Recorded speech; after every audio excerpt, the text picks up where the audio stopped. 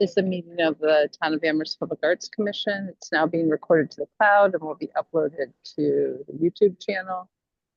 And I want to thank everyone for your service, and hopefully you will get to quorum. Okay, thank you. Thanks.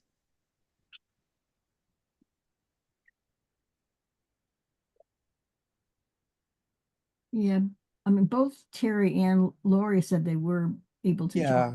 join. I'm watching for Ellen also. Here she comes.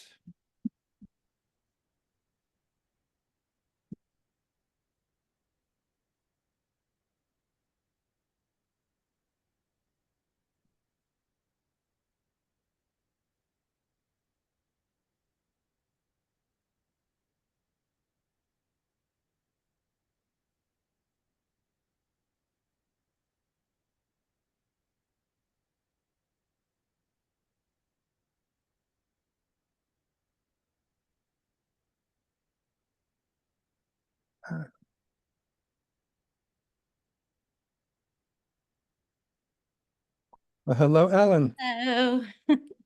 Hey, Ellen. Hi. Thanks for inviting me. Well, thank you so much for agreeing to give us a hand. Of course. Okay, and then here is Lori. Hello, Lori. Hello. So we're expecting Terry Holt also, but we'll just wait a few seconds here, then get started.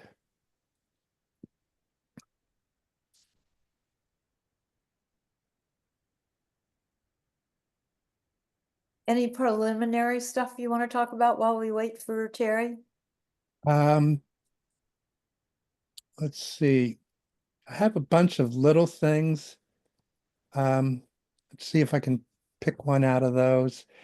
We had an interesting request for a different electrical box. You know, the new Oyster Bar restaurant in Amherst? Yeah. There's an electric box on the sidewalk behind them on the parking lot side, and they said, "Oh, could we possibly get that painted under your program? We'll pay the fee." Great.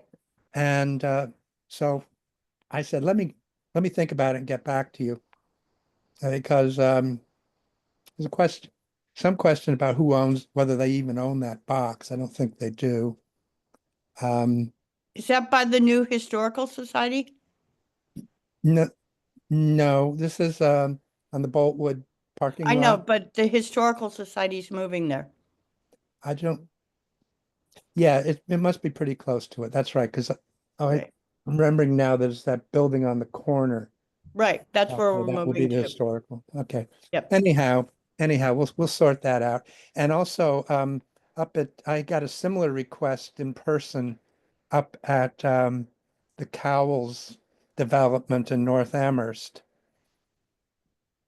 And we'll have to do a little bit of figuring out things like whether they need to sign that whole artist contract for it, and whether the town will care that it's on quote unquote private land. Anyhow, trivia.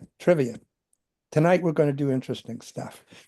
All right, let's do a round of quick introductions. So Ellen, I'm Tom Warger. I'm retired from a career in higher education stuff, and the most fun I had was being project manager for the 5 colleges and historic Deerfield online database. That was back in the late 90s or such. So I'm just sort of a professional administrator with some dabbling in art along the way. Mikey, you want to introduce yourself? Yeah, I'm a para in the schools and I'm an artist, and I represent myself and my sister who was an artist, and I'm a registrar at 2 historical societies, Amherst Historical as well as Pelham Historical Society.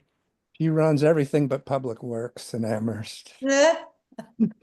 Dara? I'm Dara Barwajikson. Ellen and I have met at a previous time on a APAC Zoom. Okay, thank you. Lynn, Hi, I'm also retired from UMass. I was a graphic designer there for 30 some years, and my background is in fine art, but I worked as a designer. okay, thank you. Lori?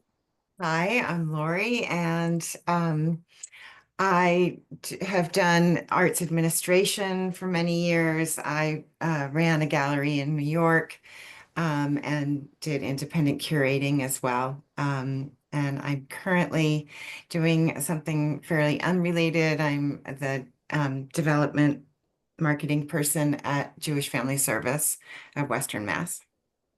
Mhm. Hey, I see Terry's in process of joining us here. There. There she is. Hello, Terry. We're introducing ourselves to Ellen Kiter. I'm a little bit late. Sorry about that, guys. Yeah, well, you're here. You're here. I'm Terry Holt. I work at Hampshire College, and I'm also the marketing coordinator for the town of Arlington's Art Commission. So I do their websites and their newsletters and their publicity outreach. And I've been on the commission here for 3 years now. Is that Yeah. right, guys? Unbelievable, but true. Yeah, fast. Okay. Thank Al, you. It's nice to meet all of you. Some people just walked in my house, so apologies. I'm just going to put Oh. myself on mute again quickly. Mhm.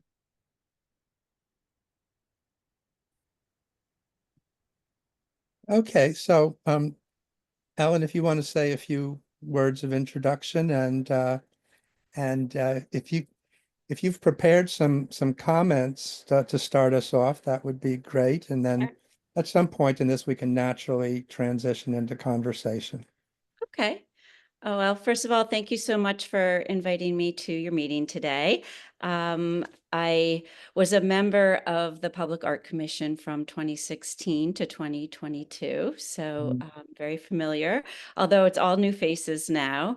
Again, my name is Ellen Kiter. I've lived in Amherst for 10 years, almost 10 years, having moved here from New York for my job as the chief curator at the Eric Carle Museum of Picture Book Art. I recently retired from that position and am now really focusing my time and energy on philanthropy and volunteerism for issues that I feel particularly passionate about. I can tell you a little bit about my experience with public art, but I thought maybe I could just share sort of the steps I went through while I was on the commission in regards to the bylaw. As I mentioned, I was on the commission for 6 years, and for the majority of that time, Eric Brody was our chair, and he really was the driving force behind the Percent for Art bylaw. As many of you know, the commission first proposed the bylaw at town meeting in 2016. It looked quite different initially. It stipulated a 1% of total cost of project. And it also said that it could be used for on any town capital project with a minimum cost or budget over $100,000. It also said that it would support the performing arts and the upkeep of existing town-owned artworks. So after some discussion, a lot of that changed. Funding performance art rather than installations really proved too complex. We also dropped the 1% down to 0.5 or 0.5%. And then we raised the $100,000 minimum up to a $1 million minimum. And town meeting overwhelmingly passed the bylaw in 2017. I just looked up the vote. It was 110 to 45. But then, unfortunately, things stalled.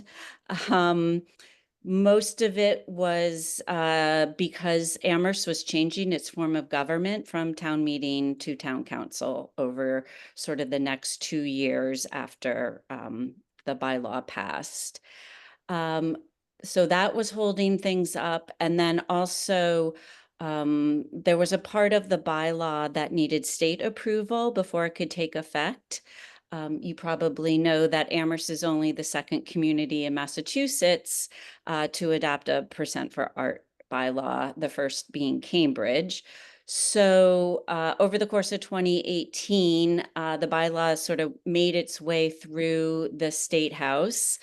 The House side approved our bylaw, but it got stalled in the Senate, the state Senate, because an attorney working for the Department of Revenue raised several questions that they came back to the town manager and town council. And unfortunately, we failed, or the town failed, to respond before the end of the legislative session.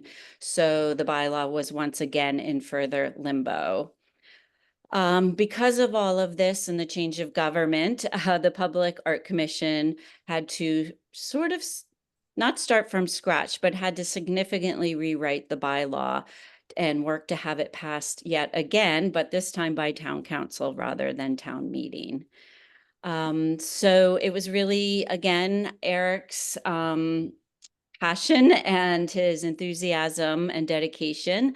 He reproposed the percent for art bylaw to town council in 2019.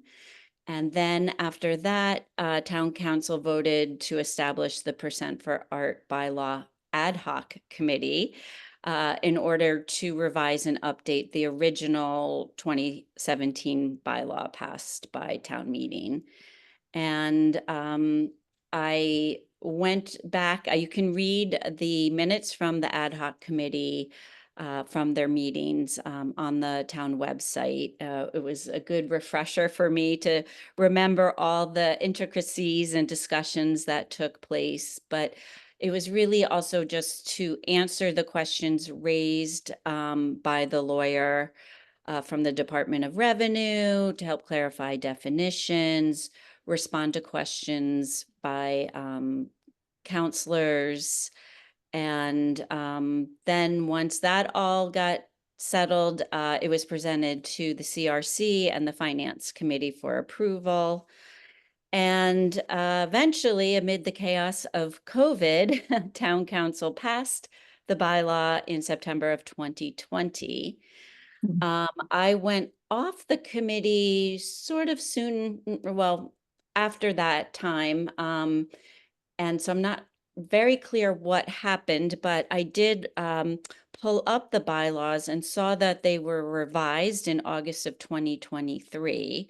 And so I assume that is the most recent document that you are all working off of as a guide for the elementary school project. It was an exciting process. I learned so much about government, town government, and of course, with the change of government in the middle of it, it threw, there were wrenches thrown in along the way, but the commission remained steadfast. And again, I really credit Eric Brody for so much of that. And I'm sad that he's no longer with us and won't be able to see the amazing project that will come to be at the elementary school. But it makes me proud to think that it will be carried on because of so much of his hard work.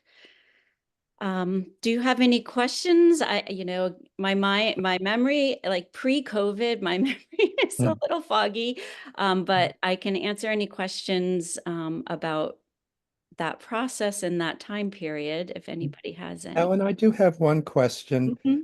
I've read everything, all the minutes and documents out on the website, but there's a key piece that's not there. And that is what was the content of the advisory that I believe it was the Finance Committee provided or obtained. There was a note in the minutes that that text would be supplied to APAC.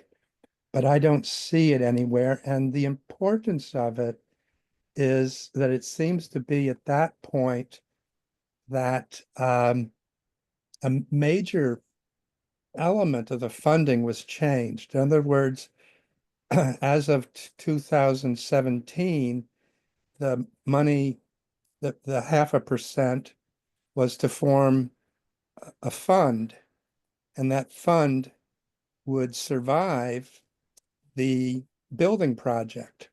In other Mhm. words, it would go on to be available to APAC for other things. That was stricken out between 2017, 2020. It's Okay. the funding is now just a line item in the school project, building project fund. So that's something that's a white whale that I've been chasing. Oh, okay.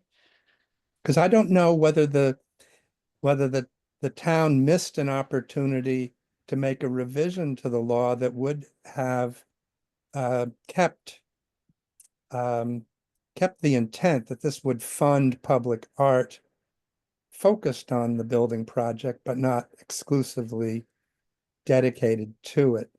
As it stands now, anything left over, if there is any, simply goes back to the town. Right, right. You are definitely jogging my memory as to discussions about that. And I think there was sentiment about not just having a general type fund, which was a big frustration of mine while serving on the commission, because we had many ideas and great ideas, but never had Yeah. any budget to work with. Mhm. Um, and Mhm. I do believe it was a concession that we had to make at some Yeah. point, Mhm. but I would have to go back and Mhm. maybe if I look at the minutes, I was the secretary. So Mhm. if I go back and look at the minutes between 2017 and 2020, maybe that will Okay, spark some memory about that. that would be great. But that's really I didn't mean to take us off on a long side uh, trip here. But if we get back to, and thank you for that. But if we get back to the project at hand, which we're all very excited to be involved in Mhm. and have been working to prepare there, I wonder if you can give us some highlights from your experience about what is key for us to be focusing on at this time as we prepare to go before the council and remind them of what the percent for art is and what we are going to recommend Mhm. that we do. Yeah, I think one of the most important things is to really involve as many or engage as many stakeholders as possible. Um, and talk about, and I think, Tom, you mentioned this in your email, talk about the importance of art in our lives. Um, it tends to be one of the, the arts tend to be one of the first things that's cut out of school budgets and federal budgets and all sorts of things. But the importance of art and culture makes us human. And it's really important in forming senses of community and civic pride. I think it's very important to have buy-in from the community and also to have involvement from as many participants as possible, again, to create that sense of ownership. I'm not sure all of this needs to be presented before the council, but those are some of the important things that come from public art. The amount that is, you know, put to the average resident or taxpayer is, you know, equivalent to like 1 cup of coffee in a year. I mean, it's so small, but the impact is so big. So, you know, I just, I feel that I can put this in better words, maybe in writing, but I know all of you have the same strong beliefs in the power of art, or you wouldn't be serving the commission. I can tell you, I have done several big and smaller public art projects throughout my career.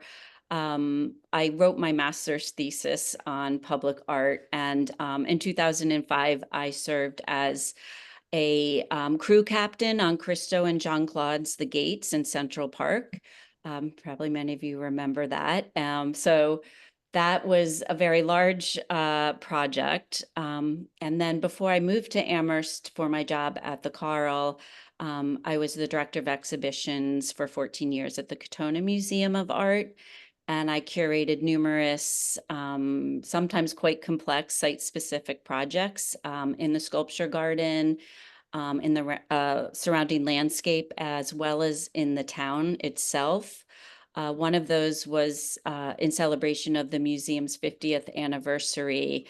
I managed a public art project on about a quarter of an acre of the town's historic greens, where we had an open proposal for artists to submit ideas. We worked with the artist to basically, it's hard to explain without seeing it, but wrap the trees in the green with rope that was then painted these very vibrant colors. This was in the winter, of course, when the trees were dormant. It was truly beautiful in the snowfall.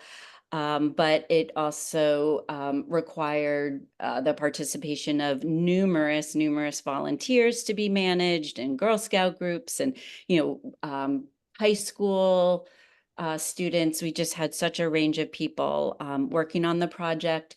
We had protesters all the time on the project who were convinced we were going to kill the trees. We went through the proper channels. We went to the town government and had it was approved by the town government.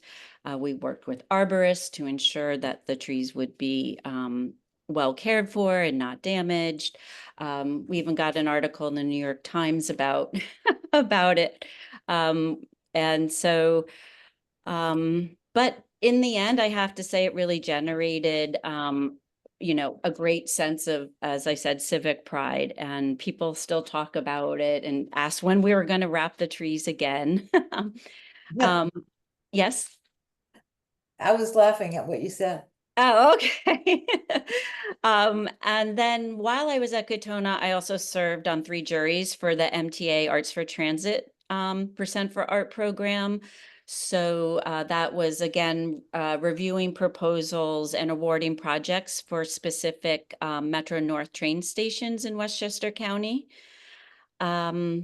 I was involved with the Electrify Amherst project that you mentioned earlier when I was on the commission. I think I worked on 6 or 8 of those electrical boxes, and we had to talk to we had to get permissions from the electrical the different company, and I'm forgetting the name of it now, but when I review all the minutes, it will remind me of how we had to go about getting that permission to have that paint, and very specific type of paint we used that, could withstand the elements and be long lasting. And then I've done, a couple projects at the Eric Carle Museum. The biggest one I did was in 2017. It was called Brown Bear Everywhere, and it was for the 50th anniversary of Eric Carle's first picture book, Brown Bear, What Do You See? And it involved large reproductions of the collages from the book that were sited in different spaces around Amherst. So we had Brown Bear was atop Bear Mountain. So I had to work with the DCR for permission for that. Black Sheep was at the Black Sheep Deli. The Blue Horse was at the High Horse Brewery in town. Yellow Duck was at the UMass Duck Pond, and so on and so on. And everybody was very enthusiastic. Nobody turned us down for the project.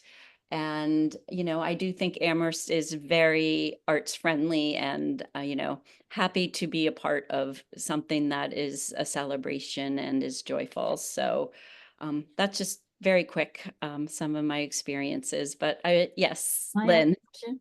And this is a little bit aside, but our task for this upcoming meeting is really to try to get a funding amount that's going to be available for this project. Right. And I'm curious the way that the bylaw is written, it really does allow the town council to have the final say in Mhm. the amount of money that's allocated initially, even though there's the 5% or the 0.5%. So I'm curious as to how, it seems like that leaves it really wide open. And so I don't know if your experiences with funding and how do you encourage someone? I think everyone who's at this meeting agrees with a lot of what we're saying, but to what financial degree do they want to buy into it? So what are your thoughts on Yeah. that aspect? I watched that town council meeting, and I understood one of the counselors' concerns, but I was very much heartened by, I think, two other counselors who spoke that, this is the first time the Mm. town is doing this. So it's scary. People are afraid of change, but change can bring really amazing things. And I would hope that, from the sense I got, that people were open to giving it the full amount of funding. Um, Again, the taxpayer implications are so small that I wonder if you could almost do some math, do some calculations. I do know, when the bylaw was first presented, the town audit, I don't know if I have to look if it was the auditor or the town treasurer actually figured out, again, I quoted this before, but it would be the cost of buying 1 cup of coffee Mhm. at Amherst Coffee for the year. Mm. That was the implication. So I wonder if you could. We'll look for that. I did see that myself in the minutes, I think. Mhm. So good thought. We'll look for that. I think that will make it much more realistic. Like, you're not saving taxpayers, 150,000. In the big picture, but it's pennies really for individuals. And yeah, and if you could ask, you might want to think about having the town, I don't know if the CRC or who it would be, but to sort of maybe give a stamp of approval to it, that the town can handle this. It's not going to cause any disastrous, bankruptcies or anything.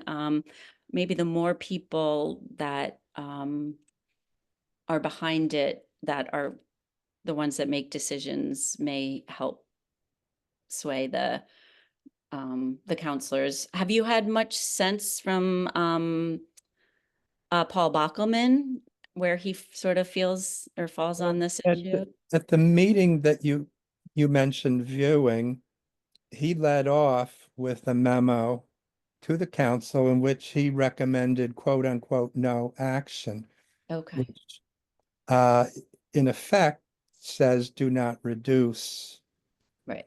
But I think he knew very well that the motion to make a substantial reduction was going to be made. Mm-hmm. I think he is,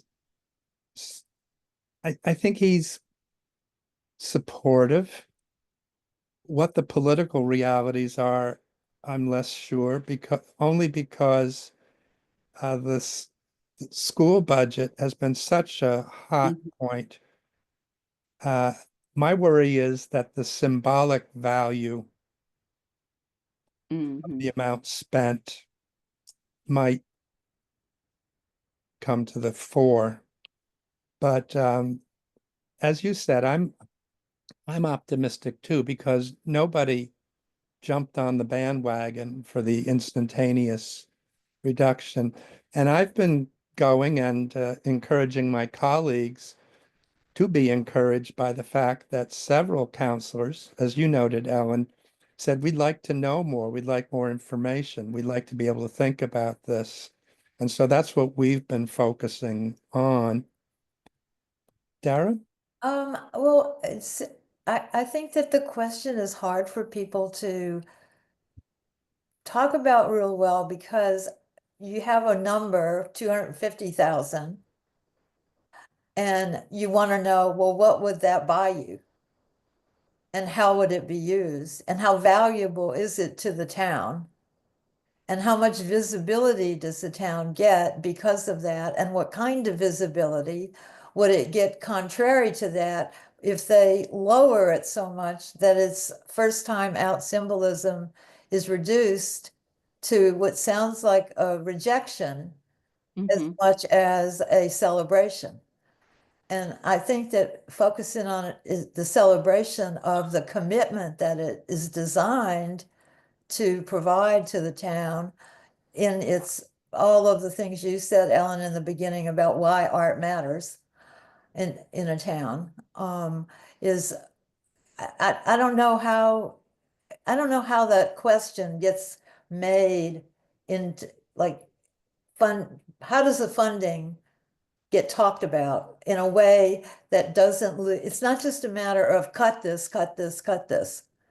It's a matter of what each cut means to the meaningfulness of the gesture of having passed that bylaw.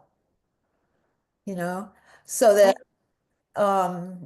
it's hard to put a kind of it's hard to argue about it in some ways. It is. It's not concrete. And we can probably all envision some amazing ideas. I don't know if you're allowed or permitted to send some images of public art in public schools around the country. Yeah. New York City has incredible website of all their public art projects in their schools in all 5 boroughs.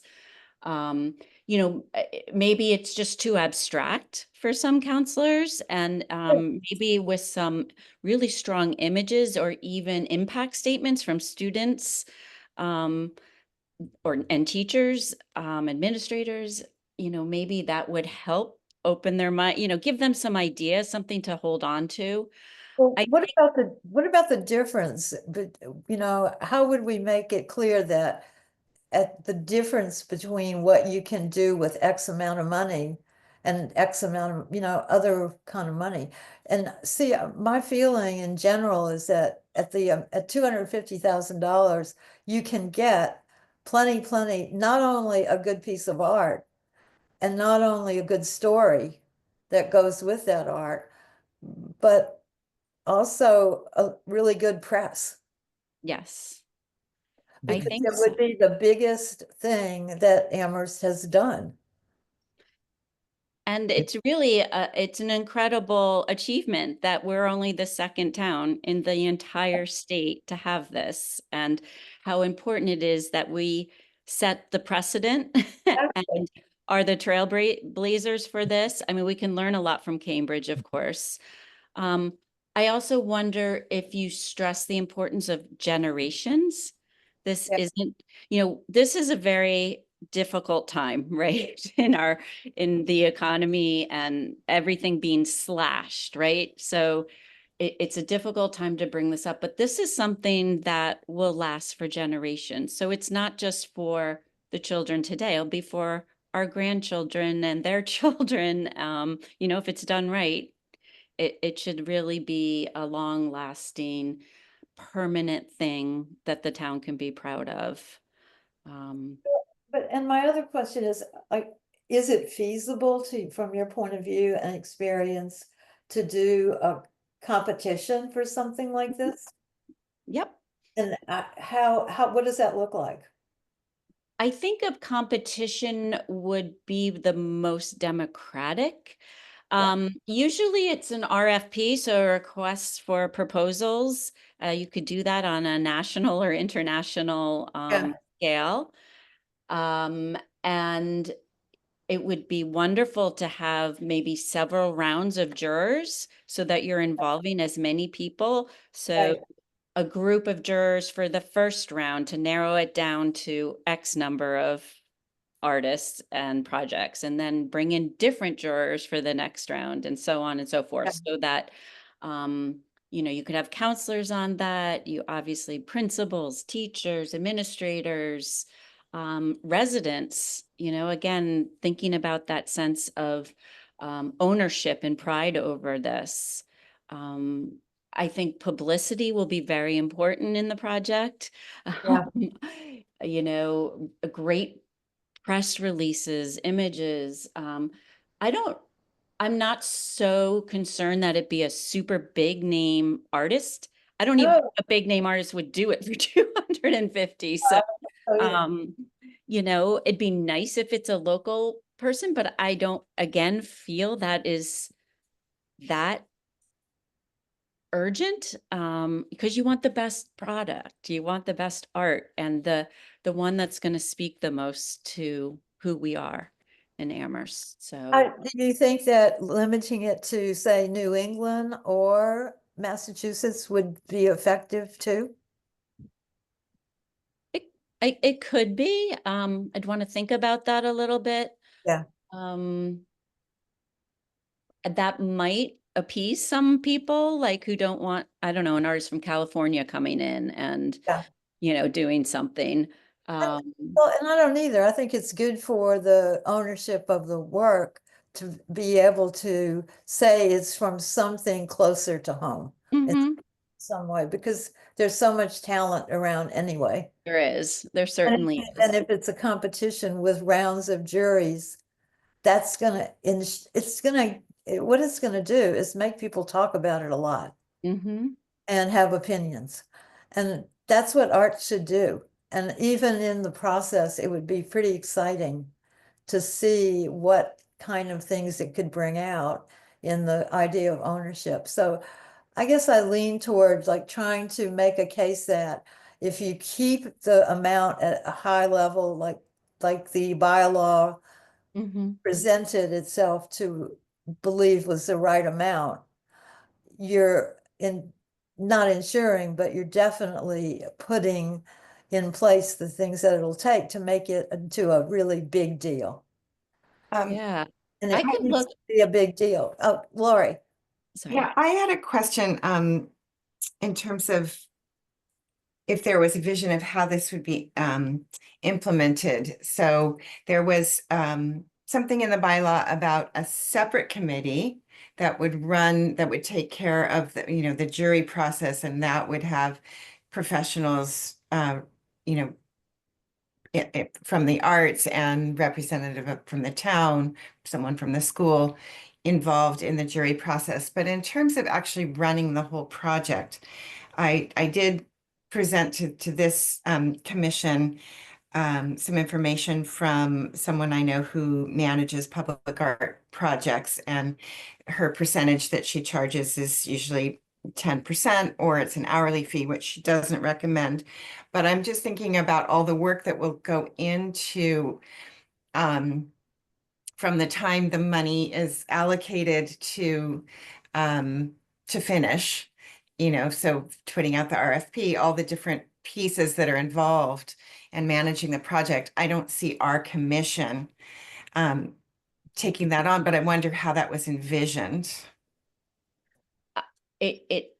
Something of this scale, I think, absolutely would benefit from a project manager to keep everybody on schedule, really set out the deadlines, when things are happening, keep everything moving forward, keep a tab on the budget, which of course is also the town will be doing. Yeah, you're all And that would welcome. be included in that 250. So it's not, when people think if they take it down to a 100,000 to that proposal, it's not really, that's not the amount that is going towards the actual piece of art itself, because it takes a lot to go into it in terms of, hiring a project manager, whatever the fabrication costs might be, installation. So, it's not like you go and buy a piece that's already made for $100,000 and put it on the Right. property, which I think in some people's It minds, might be, yep. yeah. Absolutely. If you're talking this as a permanent piece, I mean, it may be bronze, it could be glass mosaic. The Arts for Transit program in the New York City subway system, they have all that fabricated in Germany and shipped over. And I can speak from my experience as a curator, shipping it is the most expensive part of, especially with a large scale project of objects. If you're doing bronze, I mean, it could weigh thousands of pounds and you'll have to pour concrete platform and bedding, and you'll need, cranes and and trucks. I mean, there's just so much involved with this. And Which I again, think I think scares that's a good people, point. I'm and they- sorry. I think that scares people, and they think, well, we should just put up a mural. And Mm, how to address that, which is really, we want to steer them away from a mural, which okay. I mean, it's, Do you feel, because this was something I was thinking about with this very first project, do you feel it should be an outdoor project as opposed to inside of the school?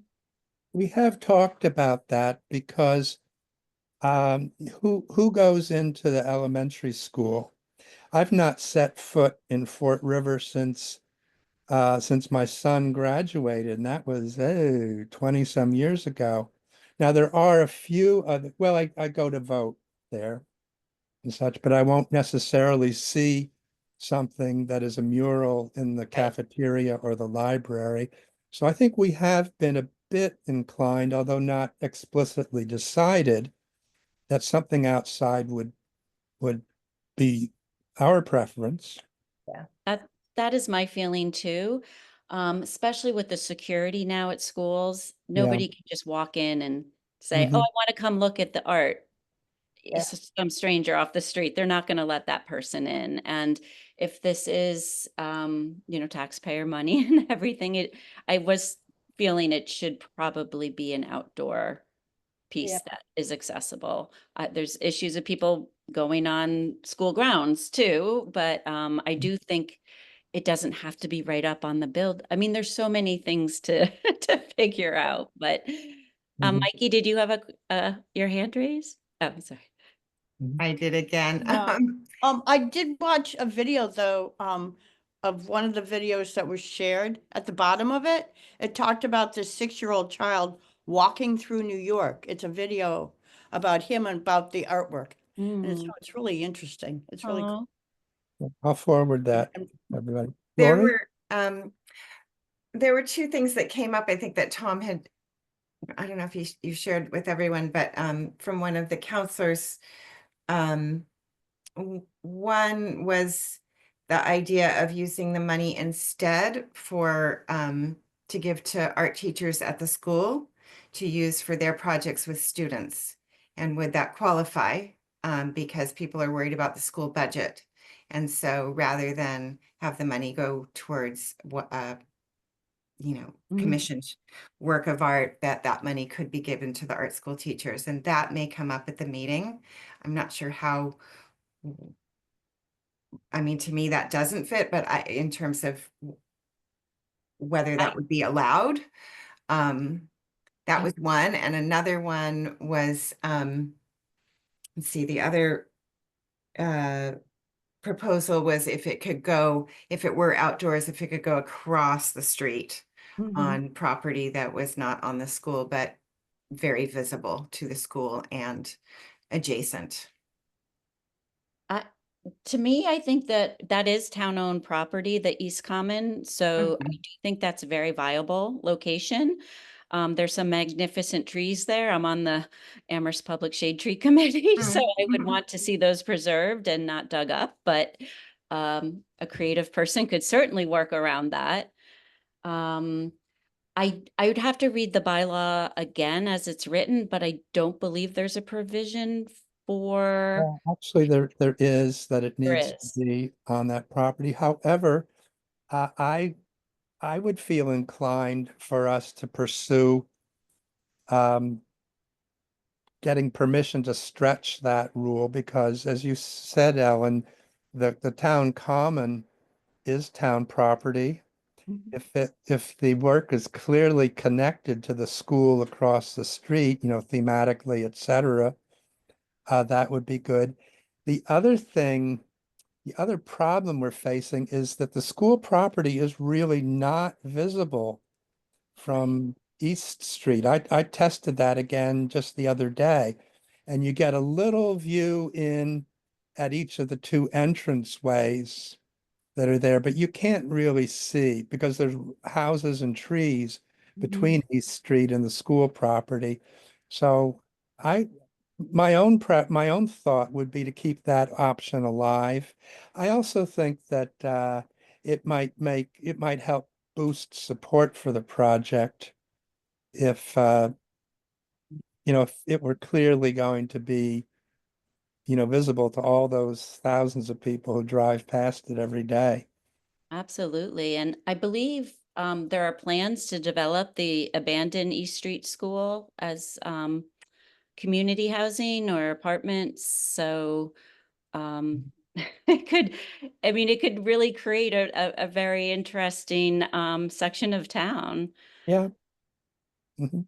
How are are they they have rotaries planned for that area also? I don't know how the Oh, do rotaries they? gonna Yes, affect I Okay. don't think that's going to affect us unless we argue to put it right in the middle of the rotary, which I don't think would work. But yeah, that awful intersection, the traffic light that is the intersection of Main Street Okay. and East Street, that is due to be replaced by a rotary. I didn't know that. Three That's rotaries there, one at either end and one where you enter the school. Hmm, Is the okay. last thing that I read. okay, that's more than I knew. So that might that means that somebody's thinking creatively about that whole larger space. I think that can only help us. Well, traffic definitely backs up there Yeah, it does. during It does. yeah, during school hours. It gets very Mhm. congested. And I is kind of- there, Tom, did you see, is there a provision in the bylaw that makes it possible that the money could go to students and teachers rather than to a single? I don't see anything that precludes it.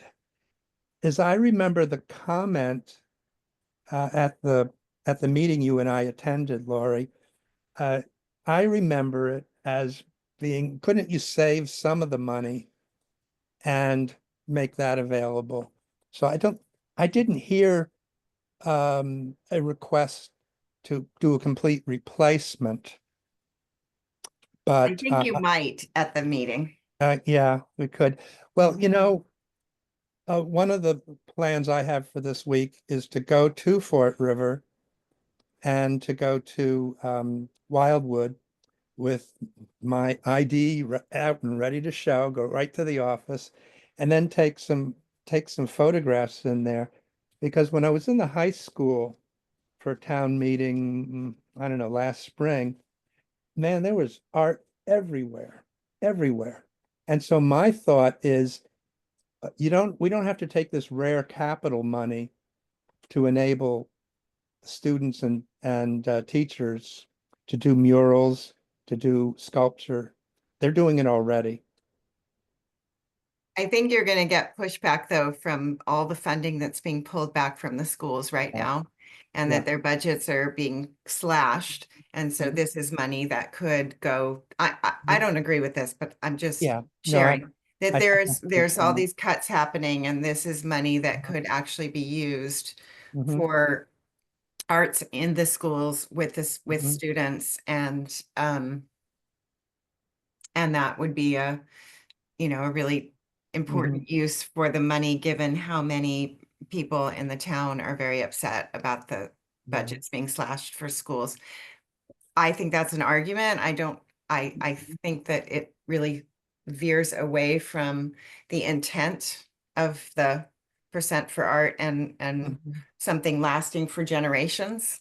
So I feel that, you know, having something that's there that many generations from now will engage with, and students generations of students will benefit from, rather than having it go into sort of a budget item for school. But I think we just need to be ready for that.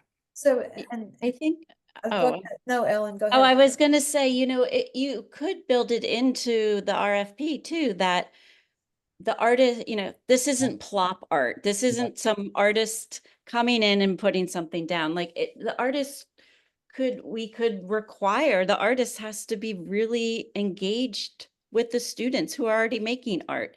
Maybe Yeah. it's incorporating art or, you know, what an amazing education for the students to learn about public art, to learn Well, about art. imagine a high quality artwork done by a professional artist where uh, a generation or years of follow-on has been thematically included.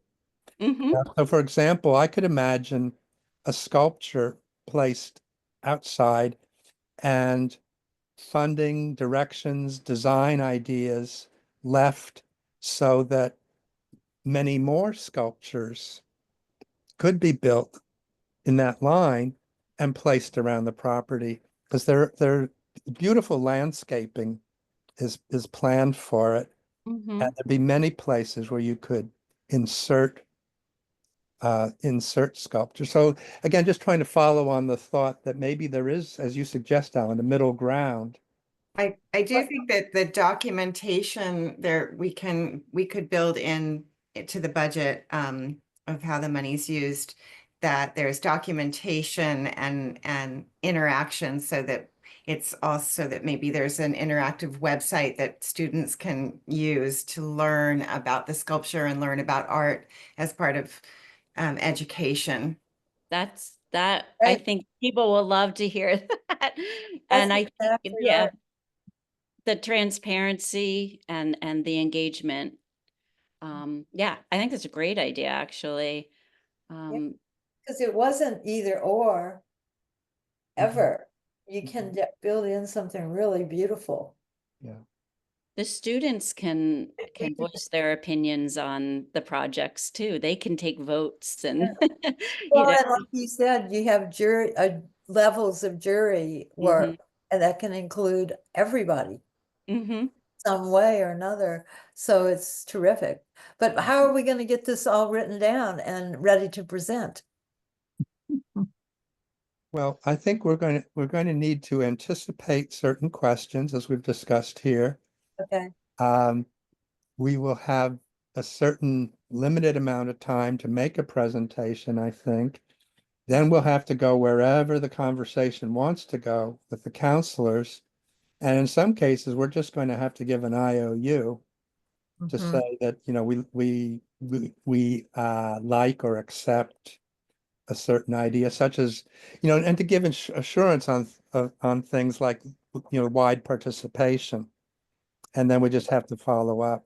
And does there, can things be tabled as we try to incorporate what we're hearing at that town meeting, or is it going to be an up or down vote at that meeting for sure?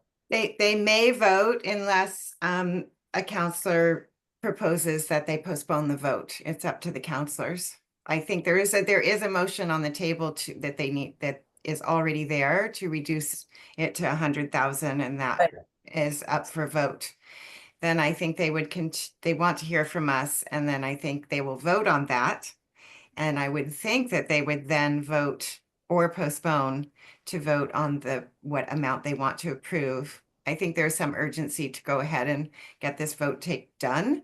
And I think counselors will feel that because, you know, they've already broken ground. They're very late to the table in getting to this vote. It should have happened quite a while ago.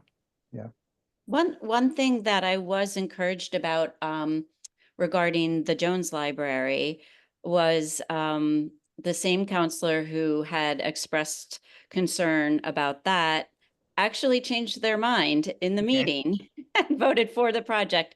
So I think it's really a matter of education and enthusiasm. This is and she's the one who proposed it, the 100,000. Yeah. So yes, that's Mhm. Okay. So I do feel that, you know, it's probably just really a matter of feeling more educated and which I think is where we have to do a good job on this slide presentation. Yeah. Can I ask you Speaking, a yeah, question? one last, Um, I'm watching the clock and we're gonna have to go over past 7 for the commission here. But I'd like to kind of wrap up here in a minute with Ellen so we can turn to looking at that presentation again. But go ahead, Lynn. with your experience of working on a lot of public art projects, we have some examples, but they're from 2004, 2005. Do you have a sense from what your experience is? What is it 50% more now, or what's the cost ratio between something that's 20 years old that cost, you know, $100,000 or $50,000? oh, that cost 100,000 10 years ago. And Yeah, like, you know, Oh. our examples are 20 years old. So it would be Right. nice to be able to say, based on somebody else's experience. We just went online to find examples and found Okay. some where the cost of the public art was included, which is not easy to find, Yeah. but they were old, Yeah, well, outdated. unfortunately, it's so hard to know now with tariffs and a lot of these materials. Yeah. I'd be happy to do some sleuthing around and see what I can find. I'm happy to find some images if you think that would be of assistance, because Yeah. a lot of, like I said, the New York City schools, a lot of that art is indoors, but I can look for some outdoor projects as well.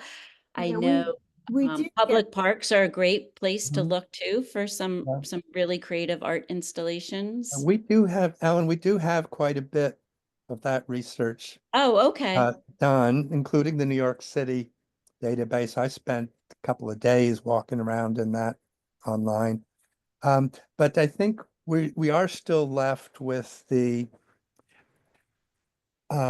with Lynn's question of what multiplier do we, and maybe we can get some other help on that too, maybe even from the town, Mhm. as they've done construction projects over that time. What's a fair multiplier?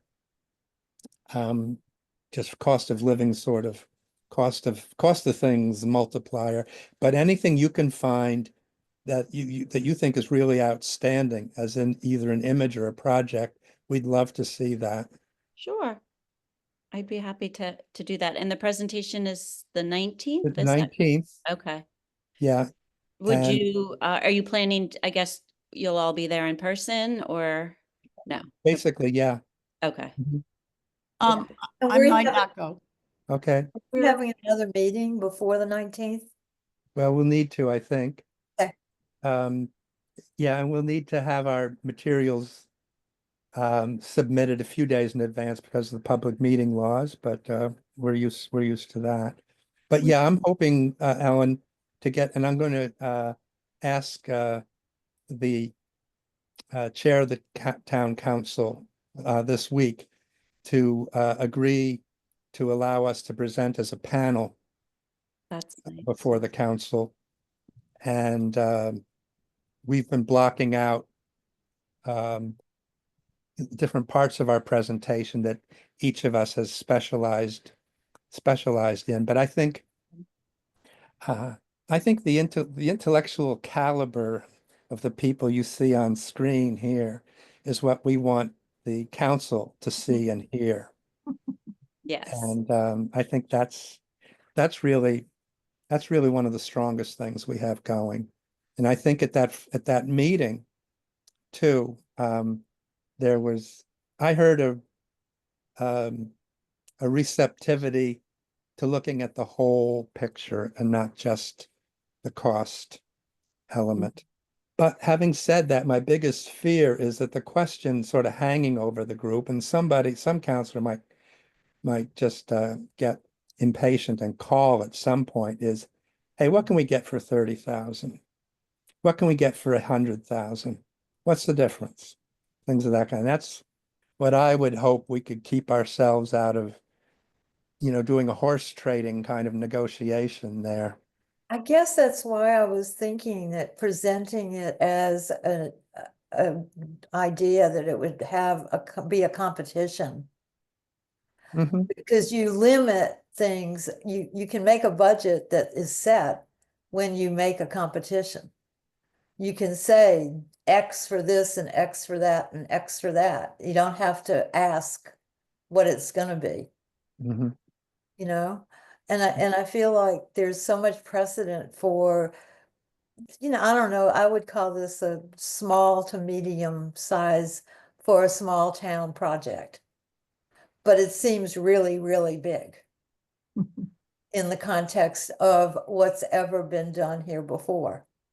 Mhm. And so that presenting it as an opportunity to get a lot of visibility and beginning a press and process to the council as like our preference might make us have at least that to use in terms of money.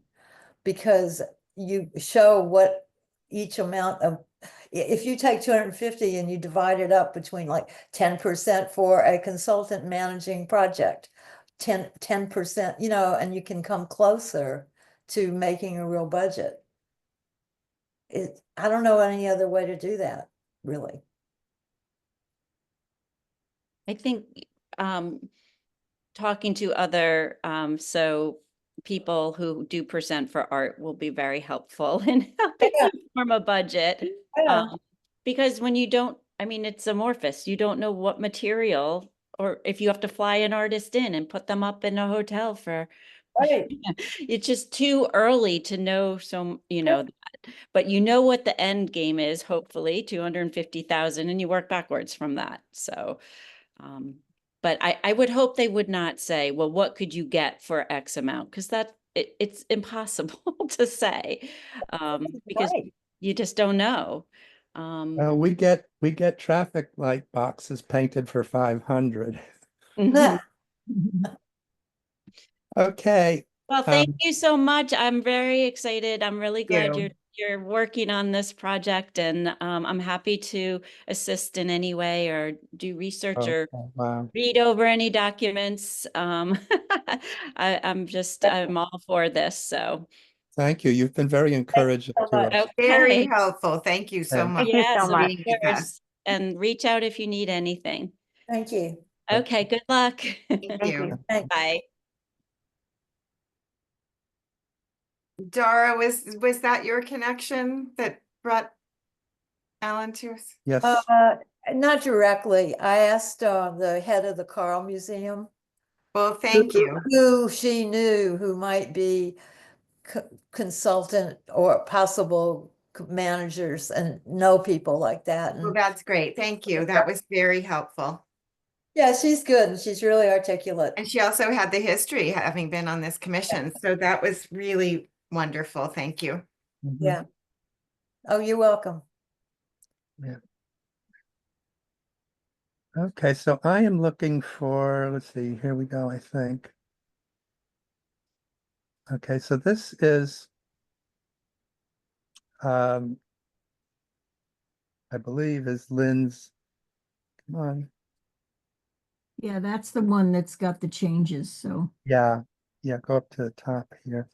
I don't know if everybody has done this yet, but it's really cool that Lynn has the video here, which is the external travel around the school, and then has also internal, and notably takes us to the library and the cafeteria where there are big big walls and a fair amount of overhead space in the cafeteria. But I think we can look more at that in a bit. Let me get us rolling here. I'd like to see if we can do something of a high-level editing session here, at least make some determinations on the presentation here. I'll start, and I don't mean to step on any toes or try to dominate this discussion, but I'm thinking about some way to consolidate the slides 2 through 5 into maybe 2 slides, and these are the these are the topics covered in those slides. It seems like that the lasting value, like the document, Dara, that you put together to me Yes. addresses the kind of the intent and the lasting value, as well as an introduction to public art. Yes. It kind of does cover those three. Yes. I think so. That's where my thinking on this started.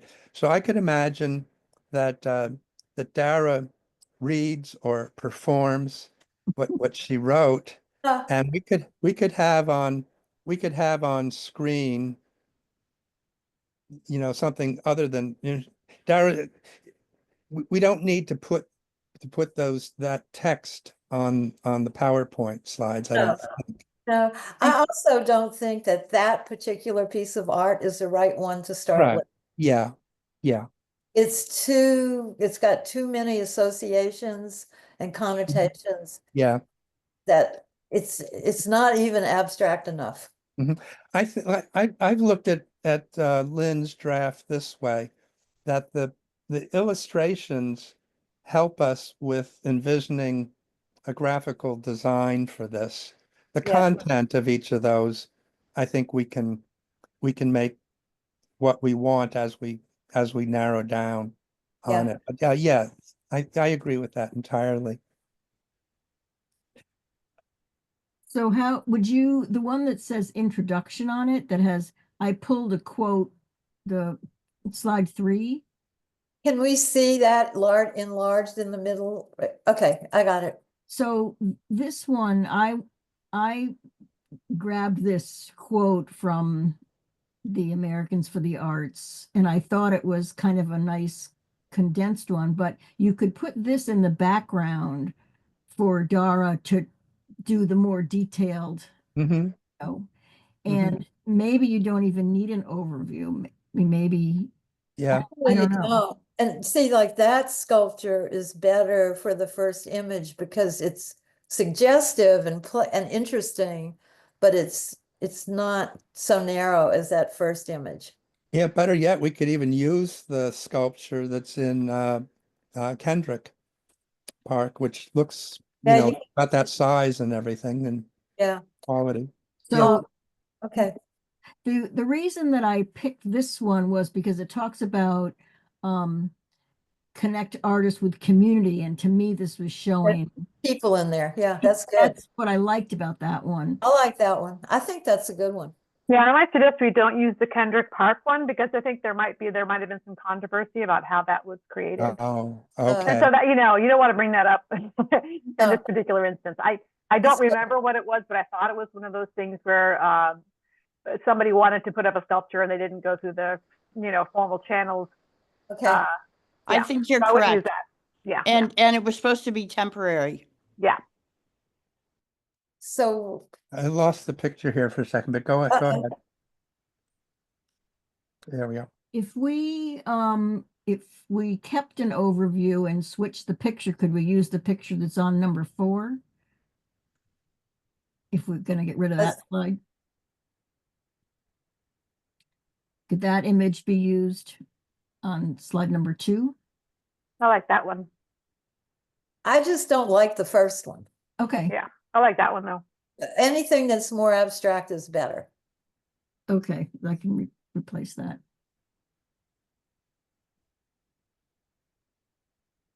I'm not seeing the screen share anymore. Are you still sharing? Look I, at your other, there's 2 windows for your Zoom. Look at the other window. Oh, This happens to me all the time. how did I lose that? Yeah, I might have messed you up Yeah, because go to your Zoom and there should be 2 windows available. Just click on the one that you don't see. Huh. I don't see it, but What are you Uh, seeing? I'm just seeing all of you. Oh, no. Oh, no. I I- don't know how that It's a happened. setting to have your second screen on. Where does it say second You know, screen? I don't remember. But it's a setting. I'm so sorry. It's under Huh. view, maybe? Can you look? Yeah, I went to view and I see Well- speaker gallery, hide self view. let me If you try. put I your think I made the mistake Oh. that's messed you up. So I'm going to start the share over again. Okay. There it is. I got it. I see it now. No, I I don't see see your it. screen. I don't see it. I just see your screen, but nothing on your Oh, okay. screen, Yeah, just your, okay. your, Yeah. your screen saver. Here we are. Mhm. I just see the mountains and the sunset. Exactly. Yeah, I think that's screensa- his my screensaver. Yeah. Okay. So, Sorry, I messed you all up. I'm not sure what happened. I see what. Oh, it's here. There we go. Is that back for everybody? Yes, Yes. or but for me anyway. Yep. Okay. Yeah. Sorry. So it sounds like this screen we would get rid of, but I'll take the picture and move it into the overview section. Into three, into this one here? Is Yeah, that what you're would be thinking? good, I Yeah. think. I like Okay. that. Okay. So I think this is going to be covered in what Dara has written. So Yeah, I mentioned the buildings, I mean, the use. I mentioned So- yeah, I'll probably cover it. So probably, but it seems like it's okay to have a few things behind your talking. Yes. Absolutely. So Yes. if you left 3 as the beginning of your talking, your part, get rid of 2, but then you could use 3. I mean, 5 becomes 4, and that Mhm. can be in the background because it shows the site Yeah. that we're speaking about. We don't have a place in the current set of slides to show some of the numbers. Things like, how many school children will go through that school in 20, 50 years? Or I don't know if there's a worthwhile set of numbers there, because we don't want to start getting into cost numbers here, I don't think. I could incorporate into another sentence or two that mentions the generations Yeah. and waves of students Hmm. over the years, okay? Yeah. Okay. I think, Lynn, the intent here Well, so Uh, this is where I sort of changed when I got the information from Lori. I mhm, was trying to figure out how to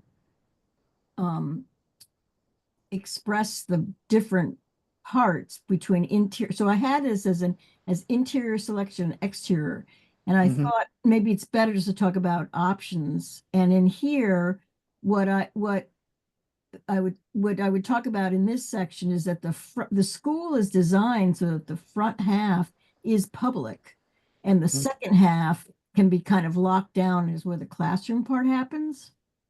we So could, we these could, we could reduce this image to half the screen horizontally for the inside, and then put another image next to it, which would be an overview of the grounds.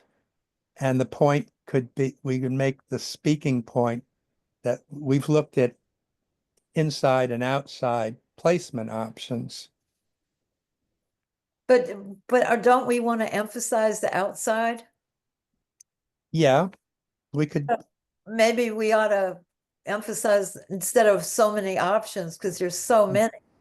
mhm, Maybe just saying that after talking about it, we favored the more public aspect of the actual piece of art to be outside, with a lot of documentation about how we would be planning in the process of the art coming into our town, use of teachers and students in the engaging them in the process. And we wouldn't have to talk about, we could put art inside or outside. Mhm. Okay, So this one would be, I'm afraid if you shrink it down, it's gonna get very tiny, but you want to put that's true, this that's true. and a site map together. Might be too much, as you say. So I Maybe think, just the exterior, Yeah. well, not the interior. you could say, well, options for public art, and you could show one side with the floor plan and then one side as a site map to show. Yeah. Yeah, even if we use one of the renderings of this kind, I think there's several that are kind of overhead views. I love this first one, Mhm. all that part. I think. 511 has the site map on it. I just think that the detail of inside, outside, it could be this, it could be that, it could be this, it could be that, is distracting from the Mhm. major Yeah. decision Yeah. that has to get made, which Yeah. how much money are you going to leave on the table for Mhm. the value of this project? Well, maybe then what we want to do is we got to still figure out some kind of transition here, but let's look at Go through the whole thing and then go back. mhm. Yeah, so I had kind of differentiated between interior and exterior. So that's kind of how that was set up, but you can Yeah, change that, sure. I think it's simplifying. We don't want people to have so many other things to talk about. Mhm. We need to talk about like some of that, but Mhm. I don't think that this town council thing is about inside and outside anymore. So do you Mhm. think options for public art should just go right into the examples that we found? Show me what that would look like.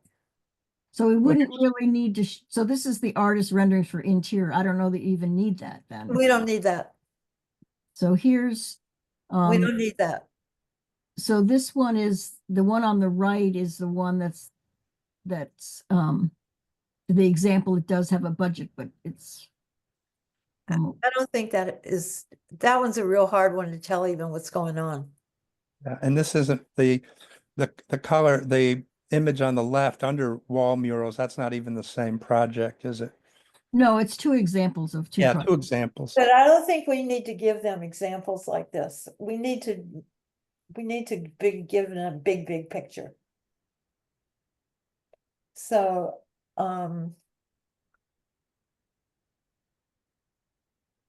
that'll cut out some slides, which is what Tom was trying to do, I think. So this is an example of one of the ones from the Americas for the Arts, and it's a mural, and then it's something that they've done over 5 floors in the school with tiles and a mural. Uh-huh.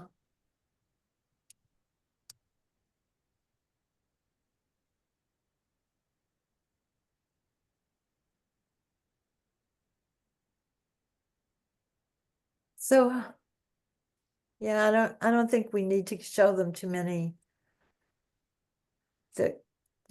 That's probably better. This is better. That one's good. Mhm. I think we've still got some room to move and decide among images, but Okay.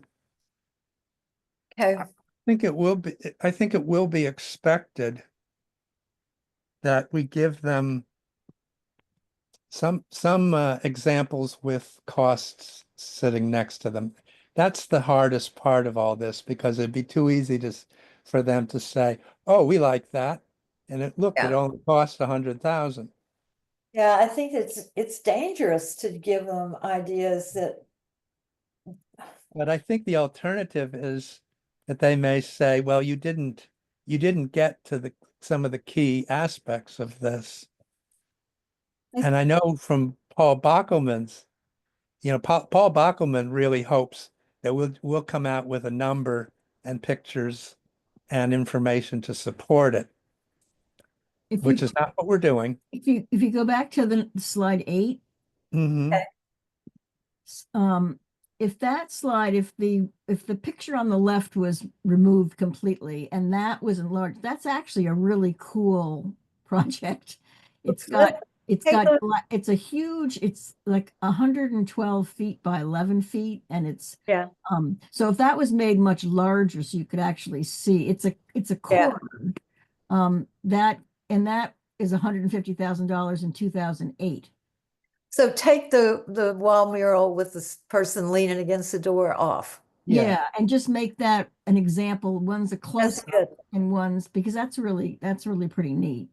Number 9, what I was trying to show there, and that picture on the left is really not very good, but is the idea of a mobile, and that's what that is. It's a hanging thing in front of a mobile, interior. But I see, I think you made a good argument, or was made by several people, that outside is going to be a much better place for this first time out Amherst spending some significant money on a piece of art, and not just in the school.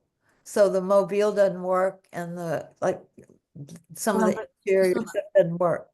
So the Well- slide on the right, while it is inside, it's a bronze sculpture, so it could be outside. So it's possible to leave that one that's actually in Anchorage, Alaska. That's $120,000. So that's Okay. also a fair amount. And what's interesting about that one is they've done it where they've put it in the student entrance to the school, but also an additional one in the main entrance of the school. So it's two, well, they're calling it the gathering. So there's two actually compositions in the school. Okay. And I think that, some people may want it to be in the school.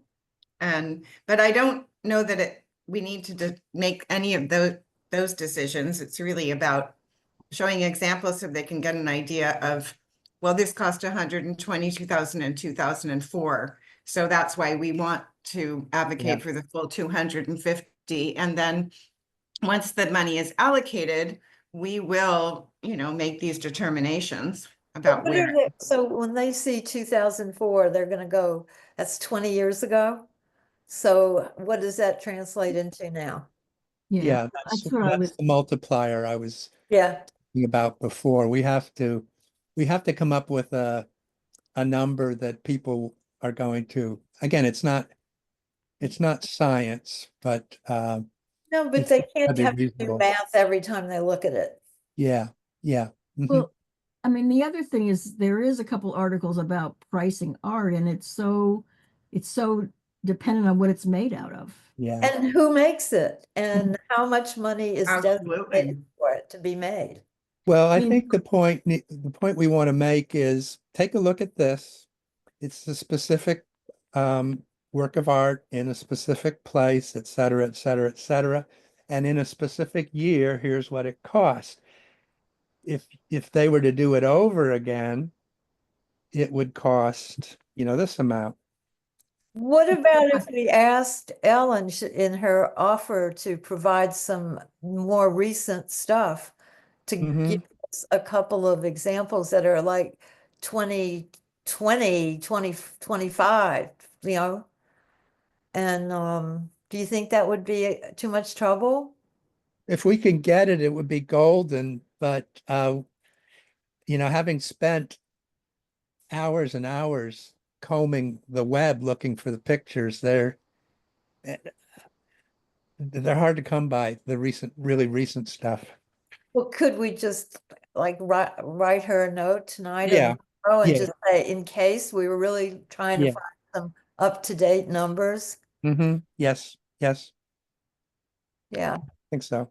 because the samples are good samples in these two pictures, Mhm. but I'm worried about them doing math. So, Well, I'm taking the view that they're going to be doing math and that we want to kind of steer what they conclude from it. well, so can you add to the picture under it something that would be actually doing the math for them? You mean down here with, under the budget? Yeah, you'd put like, you know, in $120,000 is X in $2025. Yeah, yeah, I think so. I think so. You know, there are tools we can use for this too. There's a, you know, cost of living inflation calculator tool online that just gives you basic information about even just talking about inflation. It's Oh, a yeah. very general tool, Yeah. but for relative use, it might not be a bad idea to use, you know, $100,000 20 years ago in terms of Mhm. inflation and cost of living. Yeah. You know, is this different? And there's just, you know, I'm looking at it's just a tool. Yeah, That yeah, would be a yeah. very simple way to make it understandable so that you can Mhm. rationalize this, you know, Right. better. Yeah. That'd be great. Where do you find that tool? So this one is just usinflationcalculator.com, but I mean, there's a bunch.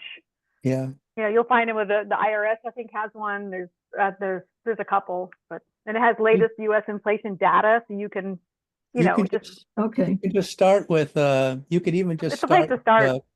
with a natural language query, you know, in the Google search box, you know, and say a work of art that costs, you know, this amount of money in this year, you know, what would it be now? And let the AI crank on that, and then I- follow. I wouldn't from put a work that. of art in though. I would just say, what is $120,000 in 2004? There you Okay, go. so Now, there you go. just to try it out, just using Yeah. this mobile that was $99,000. Put it in the inflation calculator. If in 2006 I purchased this for $99,000, in 2025 that same item would cost $157,000. It There. just gives you a basic. There you go. There you go. There you go. It's very basic. There you Yeah. go. You know, that's really helpful. Yeah. So if we did one, okay, so why not put it with each individual one? Yeah. Yeah, I would. So Yeah. while you're doing it, you put in what the 120,000 is. Yeah, and you know, there's something Gotcha. called the BEA, which is the Bureau of Economic Analysis. And it tells you how much money came into you can break it down into Massachusetts, how much money was spent on art by artists in art, if you want to know numbers like that. It's called the BEA, BEA, that's worth Yeah. looking at. That's worth looking at. Bureau of Economic Analysis, and you can just stick in all kinds of stuff. Like it shows you that what percentage of money came from art and culture things in X Mhm. time year, and everything about where it happens and everything. It's all kinds of stuff. Mhm. So Just a quick footnote while we're talking about images and information. You know, I think we could try doing a little bit of Photoshop work on some of these images, maybe to crop and expand pieces. I'm looking here at the mobile, which is hard to see. Yeah, it's a very, I actually took all of these things into Photoshop and Oh, okay. sized them and did the best that I could. That it's Okay. just a lousy picture. Hmm. yeah. Okay.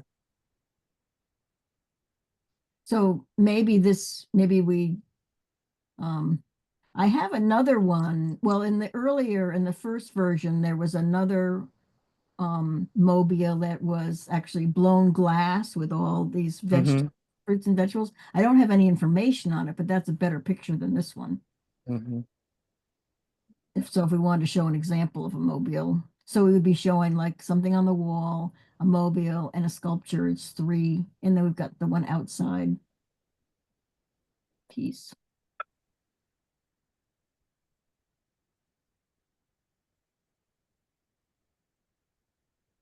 This one, okay, never mind. So,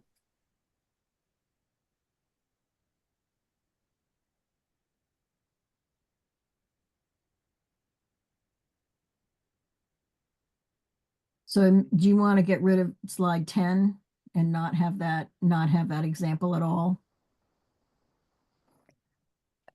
I don't think we need to, I don't know if you want to go all the way. So 50,000 would be around 100,000 now. it could well be, yeah. What's interesting about this one is that it's a project that is in a number of places in the school. Right, I mean, it is an interior thing completely, but it's just another variation of another option. yeah, this one feels like it's real particular, but okay. It's a science, it's Yeah. a math and science high school, and so Yes, it's oh, yeah, specifically designed to work within that school. yeah, so an elementary school's not really like that. Right. So maybe, yeah, maybe do take it out, because you're No. trying to get fewer. Although, No, I go ahead. just give you an idea that multi-location wall mural, right, that you could have art throughout, that it doesn't Yeah, have to be just one sculpture. I would keep it for that reason. Plus also the multimedia aspect of this is, I think is, it's a mural, but look, it's got different materials in it and it's in different places.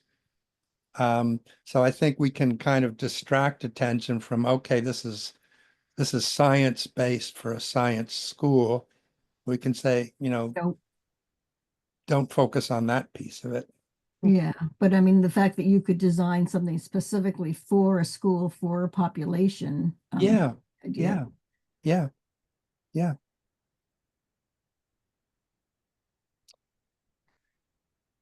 I think my recommendation would be, if we may want to develop a few more slides and then at another time before the meeting, winnow it down and see if, because if Ellen can come up with a really good one, if we can find something, but again, I would not present pictures that don't have a cost next to it, because I think that just begs the question. Well, wait a minute.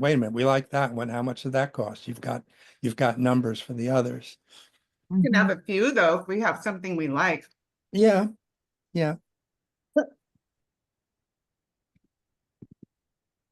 So if we just are talking about, um, art, maybe slide 11, which starts to talk about exterior, maybe that we don't need. The reason that I put that one in was because it shows the site map, but it also shows where that tree is where I would say would be a perfect place for a sculpture, because it's it's visible from both entrances of the school, the student entrance and the public entrance. I think It's it's good to a focal enforce point. exterior location, to reinforce that exterior locations are an option.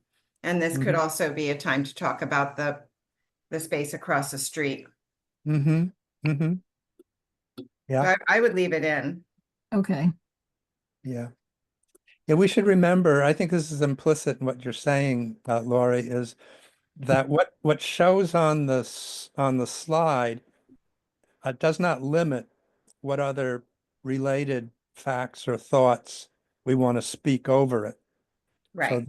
this is, so one of the counselors, has warned us that, well, it's late in the project. You can't go slapping sculptures in places that, weren't designed for it. But as we decided last time, we might say, hey, look, 86 the tree and put a sculpture there.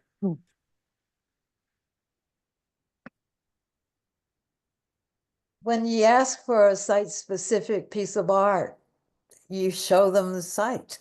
Yeah. Maybe instead of saying exterior locations, maybe that should say site specific. I Uh, think exterior is okay because we are Okay. talking about Okay. Yeah. facing I the think it's okay. Yeah. work outside the I agree. building. I think that works.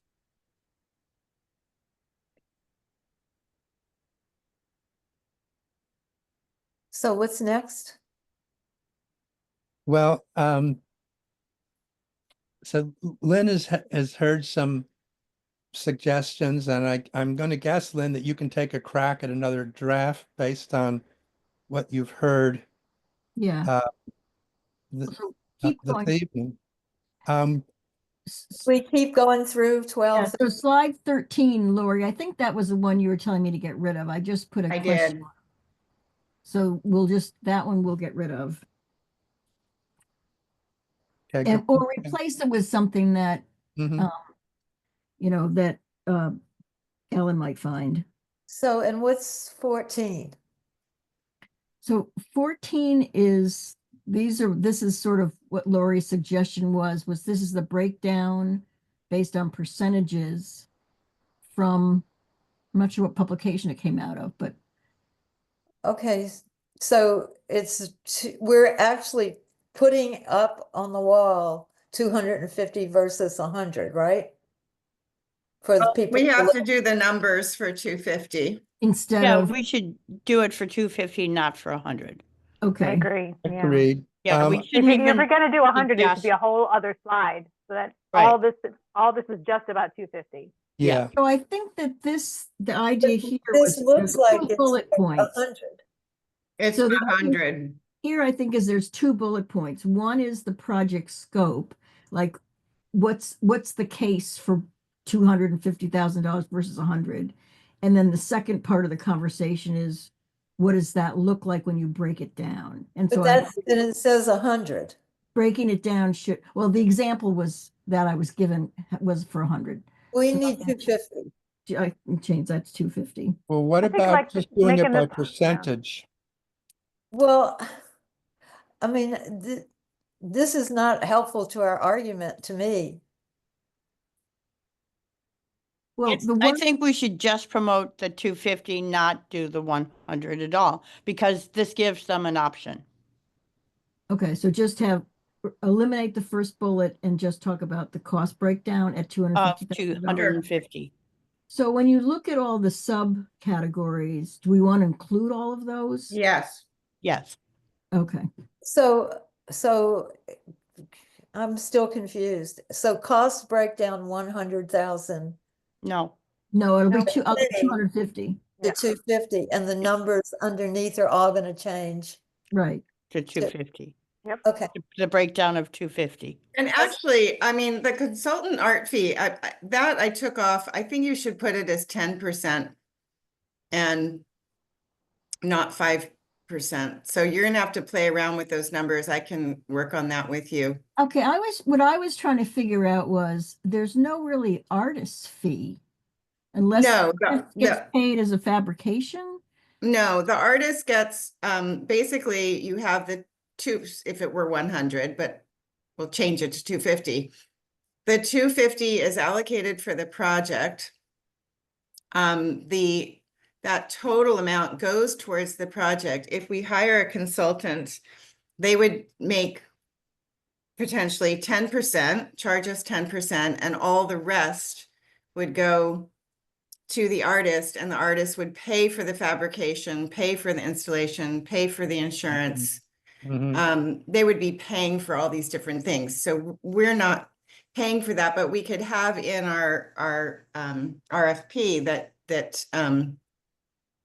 that they do documentation of the artwork, that they have a that's good. signage, they're gonna have to pay a contingency. So it's all part of it. The artist then, Can we collapse project management fee with consultant fee? Can't, because Ellen was talking about it needs a project manager. mhm. Yeah, like I said, I felt like we needed to customize this for our, Yeah, Hmm. I think we could do project management fee, make that 10%, and Yeah. then artist design, you could make it 15 or whatever, to put the professional consultant fee and the project management fee as one Yes, at 10%, and then the other yeah, for artist design. And there is, we would want to pay, if we narrow it down to 3 artists who are then going to do, major proposals to us, we want to give them $1,000 each for their proposal. that's right. and That's- that's, which category is that? Oh, art. Which category is that? So I you think can, that's artist design, it would be in there, but you could break it down and break it out for artist proposals. Yeah, I Yeah. think we can postpone that level of detail unless we get really challenged Yeah, on it. But I think we have figured out, I okay, think we've just said figures out what the issue is. And as I think was shared with us tonight, this is just a rough, this is just to give a rough idea of how costs can break down. It's not going to be exact because, we don't know what the artists are going to propose, and Right. there may be a higher fabrication fee. The fabrication may cost less. We don't know.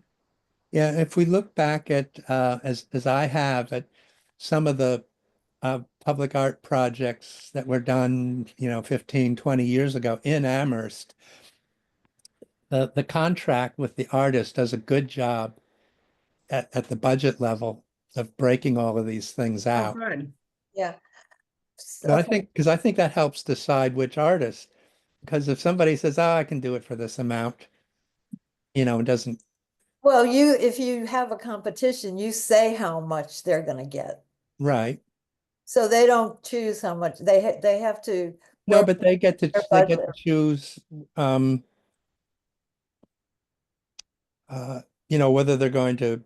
whether they're going to travel or, uh, or, just how to live within the budget line. And if they can do some of these things for a bit less, well, they keep the difference. So all you have, so right now, combining professional consultant fee with project management or manager is okay with you, Lori? I think, yeah, professional consultant and project management fee can Kind be of the same combined. thing. And what do you like better? Do you like consultant fee or project manager better? I mean, project management might be better because it's clearer what I they're like it doing. better. I think it sounds more like work. Yeah. Mhm. Consultant doesn't sound as much like work, even though it is work, I know. Yeah. So the second bullet from the bottom where it says that had signage, and I added project promotion because I think we would want to do some promotion of the project. Like, I don't know. So I had added project promotion I think there. that's great. And I think we could take, right now it's 20% and we're combining 20% and 5 to 10%. So we can do this later, but we can take a few percents and put it towards signage and project promotion, because I do think having, not exactly promotion, but I think the documentation of the work, that what I suggested was a way to integrate, Yeah, to really document the Market the project along the project. way and then use it as a teaching educational arts Creating a piece. an interactive website for the kids on how to learn Mhm. how to create them. Yeah. I Yeah. think, and Lori, are you gonna be talking about these bullet points? I can, and Yeah. when we get them figured out. Yeah, let's plan that. Another aspect of the documentation, and this isn't to break it out from what we're talking about here, but the documentation is going to be valuable for future percent for art projects in the town. Yeah. So this slide right here, I think, it could come back again and again and again very usefully. That's good, because talking about the things you talked about, Lori, of bringing people into the ownership of the work is the big deal. It's good. Okay, so what's the next one? Well, two thoughts here. One is that we schedule another meeting before the 19th. The other is that we could repeat what we did on the mission thing and have just a little subcommittee of 3 of us staying beneath the quorum requirement. Just get together for an hour or two to come up with a final set. Yeah, so can we see the last few slides? Now, Tom, I think that's a great idea because I think between now and the 18th or the 19th even, I've got commencement, and Yeah. Mhm. it's going to be real hard to make meetings. Yeah, So if we need to make a motion for that, then we should do that. To go into, was that called the ad hoc committee? Yeah. What do you call yes, those? yes, That's a really good slide. that's a good idea. Picture on the summary is a good piece of art to see. Oh Mhm. yeah, that is nice. That's a real good one. Okay, let's, see, I'm gonna propose a motion that we convene a subcommittee, was that the term? I think it's either a subcommittee or an ad hoc committee. Ad hoc committee consisting of 3 members to finalize the slide set for the 19th. I second. Okay, any further discussion on this? No? Okay, all in favor? Aye. Hi. Aye. Okay, that Wait, passes. can we see 15? Slide 15? Yeah.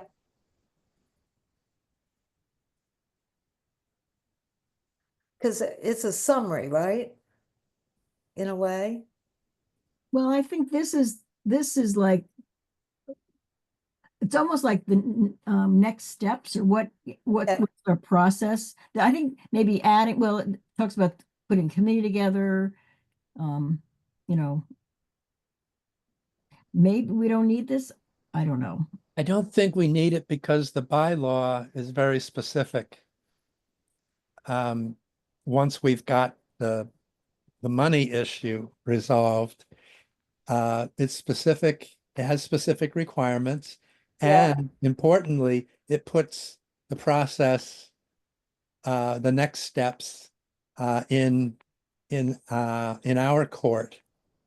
So composition of the advisory committee, that is the jury committee, even moving ahead into, RFP, or call for artists issues. I think that's, I don't know how much of that we need to put here, but I'm not saying we don't. I do like the image though, because it's a little bit Mhm. more playful and Yeah. childlike for a school. Hmm. Well, I can move that to another place also. Mhm.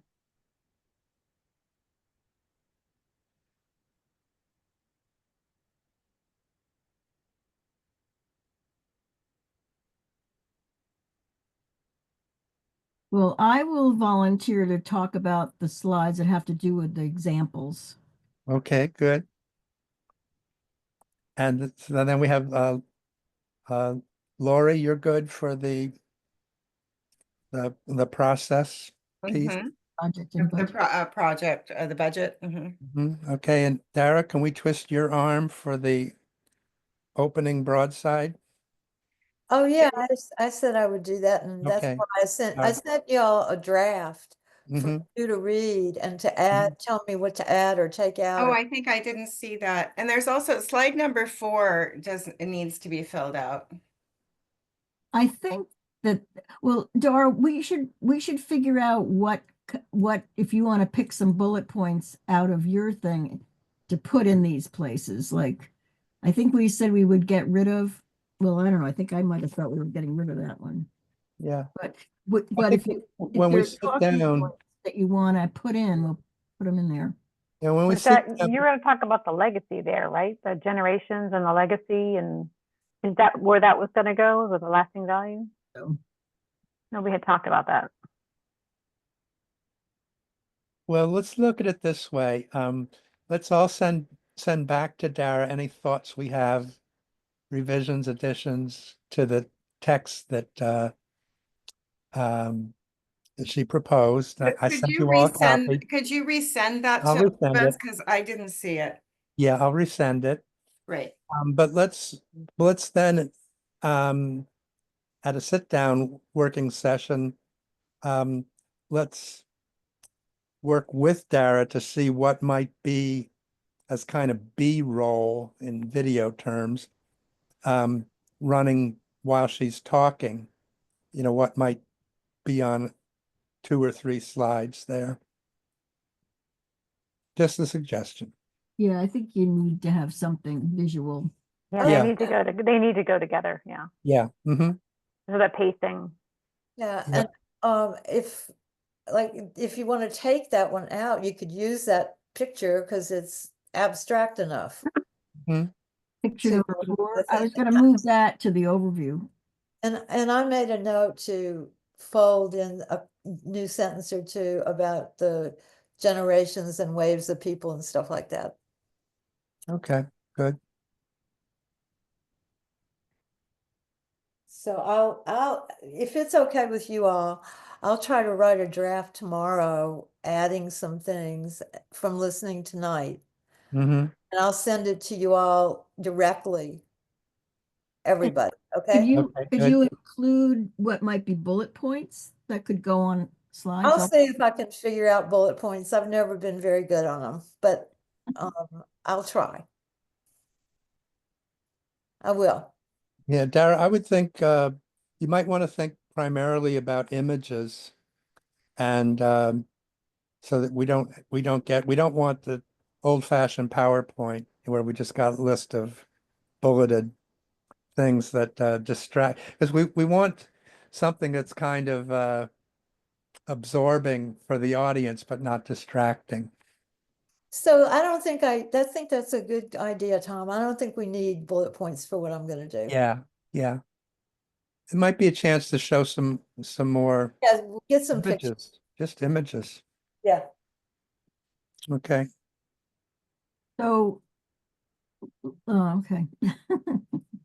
So would you keep number 3 as just a, Yeah. okay, but then number 4 and 5 might be just images, just a couple slides with images on it? I think let's just see how they work without anything on them. And if you want to, you can move some up to the top. Mhm. But we'll get rid of a heading that says lasting value of public art? I think we need, yeah, you could just get rid of that one. Okay. Well, I'm just saying the heading. And Yeah, keep the nice to picture. have a heading above pictures, I think, Keep the but picture. Yeah, the picture's great. Okay. All right. From an organizational standpoint, do we have 3 volunteers to sit down together? I'm happy to volunteer to sit down with y'all, whoever wants to do it. Okay. I think we need Lynn for that too, if that's good with you, Lynn. Okay, Okay. Lori, do you want in on that session? Just sent you all an image of she's an artist who's no longer living, but I thought her work might be a good image, so I just sent you all something. Sure, I can join on that. We'll just have to find a time in these busy weeks ahead. Okay.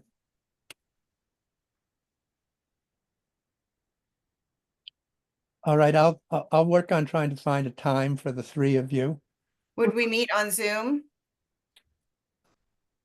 I would say if we can meet, if you can meet in person, that might be strong, but Zoom could work.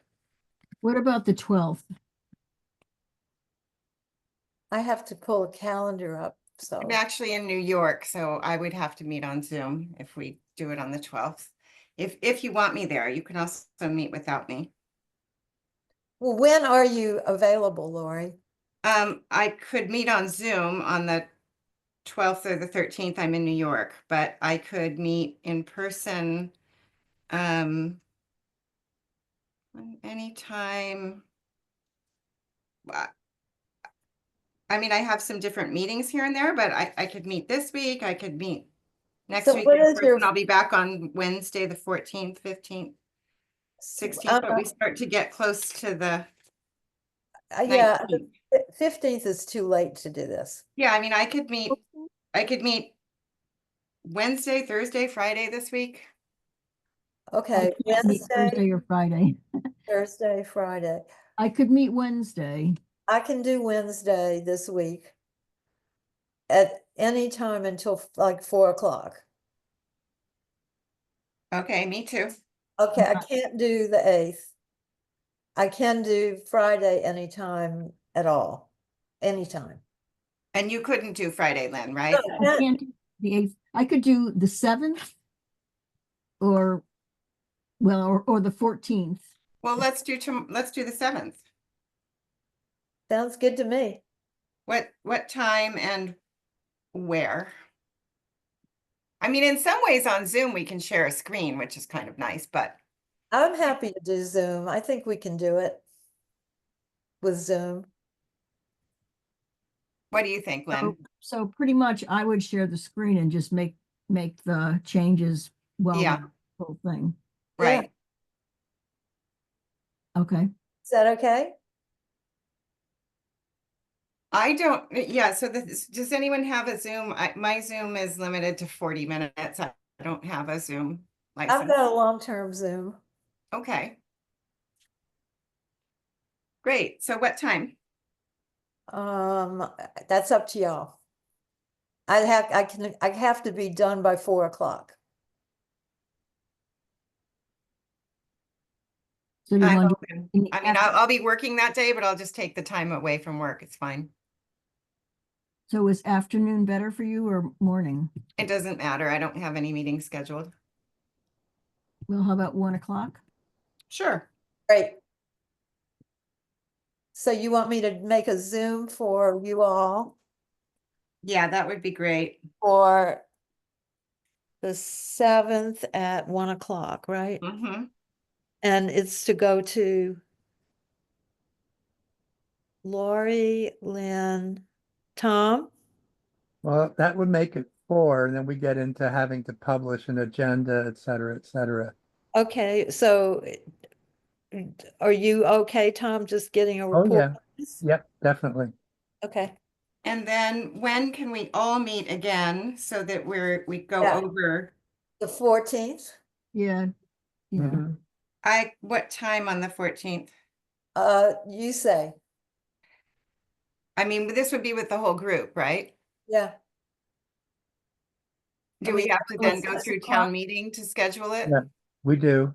Oh, so it'd Okay. have to be at 6 o'clock or something again? No, it can be whatever time we decide. We just need to Okay, let Angela know by Thursday. okay, I might be a can- little late. I 'cause can't, I have a development meeting for work, so at 5:30, so it would Okay. need to be before, or I'd prefer not to do it after, but Okay. Well, when's it, 14th I can't. when is any time during the day on the 14th possible for all of us? Mikey, you can't do the 14th at all? No, I'm at work all day and then I have Amherst Historical with like 13 volunteers.